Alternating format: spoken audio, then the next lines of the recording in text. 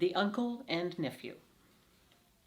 If any one of my good readers has ever had the misfortune to cut himself with glass, he knows how it hurts and how long a time it takes to heal. Whenever Maria tried to get up, she felt very dizzy, and so it continued for a whole week, during which time she was obliged to remain in bed. But at last she became entirely well, and could play about the chamber as merrily as ever. Everything in the glass case looked prettily, for the trees, flowers, and houses, and beautiful puppets stood there as new and as bright as ever. But, best of all, Maria found her dear Nutcracker again. He stood on the second shelf and smiled upon her with a good sound set of teeth. In the midst of all the pleasure which she felt in gazing at her favorite, a pang went through her heart when she thought that Godfather Drosselmeyer's story had been nothing else but the history of the Nutcracker and of his quarrel with Lady Mouserings and her son. She knew well enough that her Nutcracker could be none other than the young Drosselmeyer of Nuremberg, Godfather Drosselmeyer's agreeable but now, alas, enchanted nephew. For that the skilled watchmaker at the court of Pirlipat's father was the Councillor Drosselmeyer himself, she did not doubt for an instant, even while he was telling the story. But why was it that your uncle did not help you? Why did he not help you? Complained Maria, as it became clearer and clearer to her mind that in that battle which she saw, Nutcracker's crown and kingdom were at stake. Were not all the other puppets subject to him? And is it not plain that the prophecy of the astronomer has been fulfilled, and that young Drosselmeyer is prince and king of the puppets? While the shrewd Maria explained and arranged all this so well in her mind, she believed, since she had seen Nutcracker and his vassals in life and motion, that they actually did live and move. But that was not so. Everything in the glass case remained stiff and lifeless. Yet Maria, far from giving up her conviction, cast all the blame upon the magic of Lady Mouserings and her seven-headed son. But if you are not able to move or to talk to me, dear Master Drosselmeyer, she said aloud to the Nutcracker, yet I know well enough that you understand me, and I know what a good friend I am to you.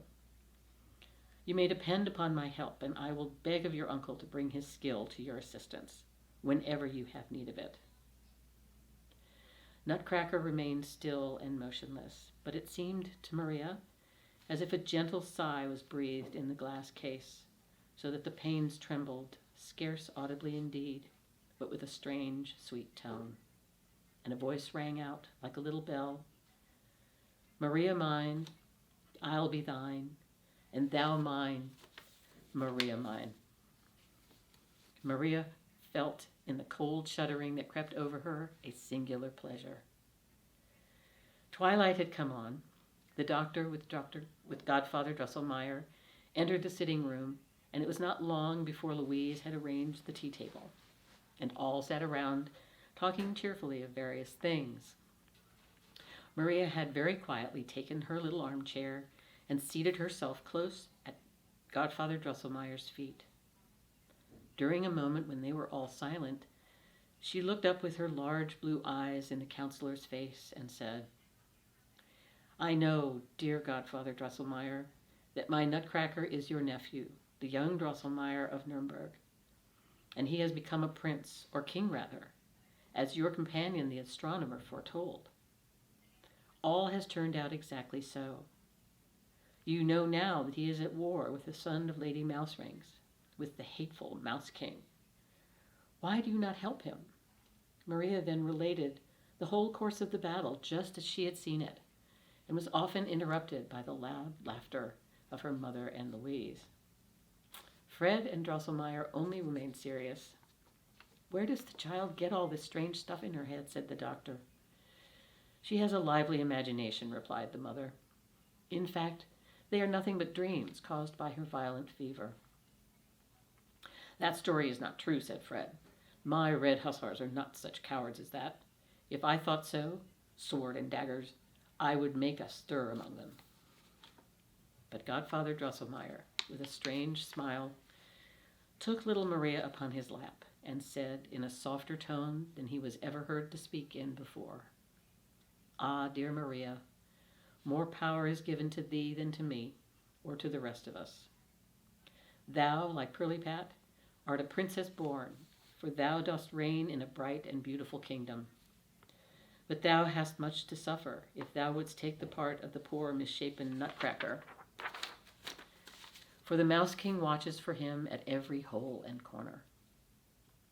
I cannot. Thou alone canst rescue him.